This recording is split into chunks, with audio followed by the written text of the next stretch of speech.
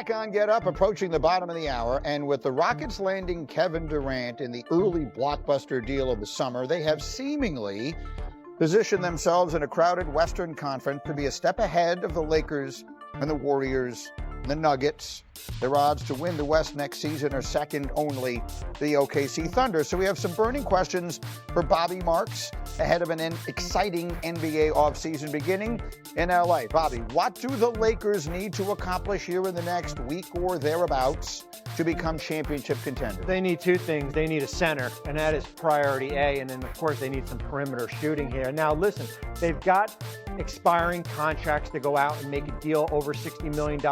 Keep an eye on the draft pick they have in 2031 or 32. We saw they tipped their hand in the Mark Williams trade that was voided back in February, that they are willing to go out and make a big deal if they can get a center for Luka, a lob threat, rim protector that they sorely needed. What feels realistic, Wendy, here in the next couple of weeks? Well, if the Lakers are committed to playing Luka Doncic and Austin Reeves, and it seems like that they are going to need some defensive protection from them because teams are going to attack there. So ideally, you could have somebody that could defend a little bit more on the perimeter to use them, and you need a backline center.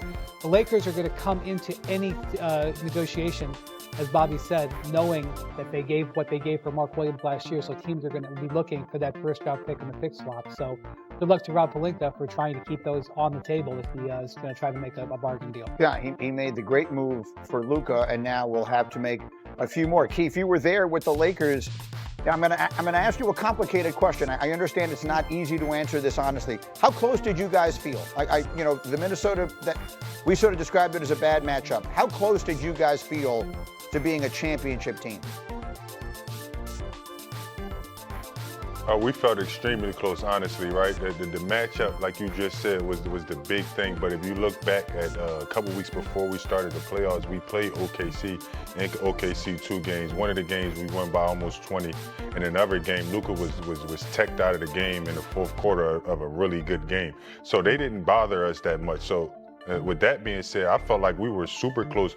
Next thing, and to piggyback off Wendy, they do need a big, right? I don't think they should give up their core pieces to get a big. You just need somebody that can, protect the rim, screen and roll, and just, beat Luka and AR's backside. But that piece is the main thing, and get a little bit of perimeter shooting. But I think the guys they have there can actually get it done. Feels like a year ago, but remember in that series, that game 3, Luka was sick, doesn't play. LeBron plays all those minutes, then they come back.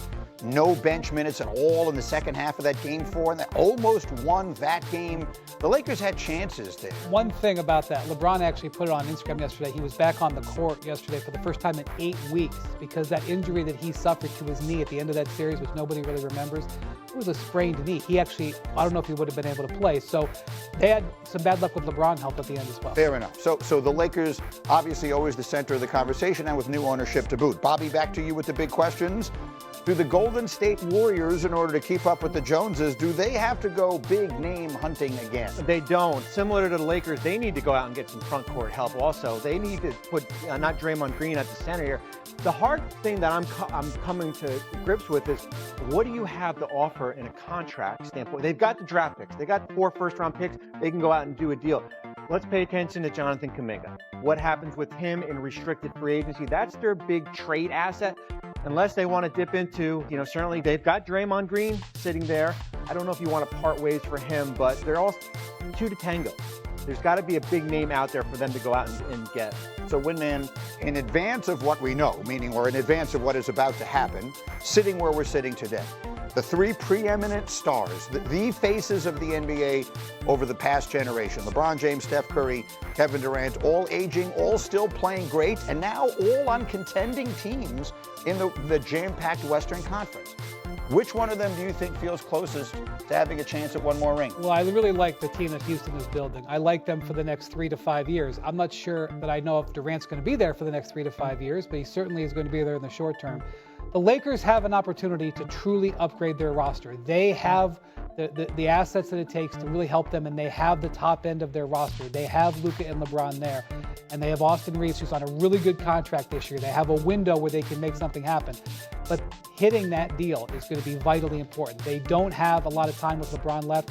We're not even 100% sure if he's going to even do multiple more years. He may at this point only really be going year to year, so they have to focus on making a big decision. Do they look to try to build more around Luka, or do they try to go for it this year, looking how the tightly packed the Western Conference is? He will turn 41 this December. We're literally in uncharted territory with this NBA star who is still playing at an all-NBA level. Keith, what do you think? If I told you one of these three guys, what do they have, 10 championships between them combined? If I told you one of them is going to add the 11th, which one would you pick? I'm going with LeBron and the Lakers, right? Everybody had the Lakers winning the championship last year. Nobody was choosing OKC or it was the Lakers versus Boston. So with that being said, they was in prime position last year. They make a couple tweaks and keep this core the same, add a big, add some more perimeter defense. They're right back in contention. I want to say Houston, but on paper it looks good. I have to see how it looks first, right? You see they had a great last year, but you just don't know. So I'm going to go with the team that I'm more certain of, and I'm going to go with LeBron and the Lakers. Final word, Bobby. Houston for me with Kevin Durant, just because they still have the players. When you look at Amon Thompson, Şengün, certainly Fred VanVleet, and then you have other things to go out and make another deal if another player becomes available. All this is going to get reordered in the next week, 2 weeks, 3 weeks, and more. So we'll keep a close eye on it. Should be a very interesting NBA summer. They always are. Meanwhile, speaking of interesting, back in the NBA2, Indiana was the second favorite last week to win next year's NBA title. Now they don't even appear on this screen of Eastern Conference favorites. Their odds are 15-1 with the injury to Jason Tatum and Dame Lillard. Excuse me. You see the Celtics are down there.